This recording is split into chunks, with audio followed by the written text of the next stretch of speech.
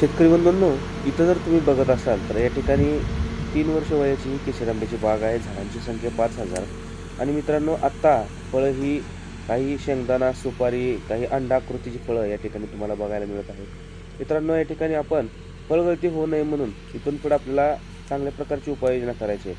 त्यामध्ये प्लॅनिफिक्स 200 लिटर पाण्यासाठी 40 ml, चिलमिक्स कॉम्बे 200 litre पाण्यासाठी 200 मिली 200 ग्रॅम आणि याच्यामध्ये आपण बोरान 200 ग्रॅम टाकायचं आहे, जेणेकरून आपल्याला आपल्या झाडांवरती असलेली अंडाकृतीची किंवा सुपारीच्या आकाराची फळं हे गळू नये. तसंच आपल्याला फळगळतीबरोबरच सूर्यप्रकाश, उन्हाचा चट्टा, सनबर्निंग किंवा रिंग पडून खाली फळं गळू नये, याची फळं पिवळी होऊन गळू नये यासाठी आपल्याला पुढील व्हिडिओमध्ये सर्व काही औषधासकट तुम्हाला माहिती दिली जाईल. त्यासाठी आपल्या चॅनलला, आपल्या पेजला फॉलो करा. धन्यवाद.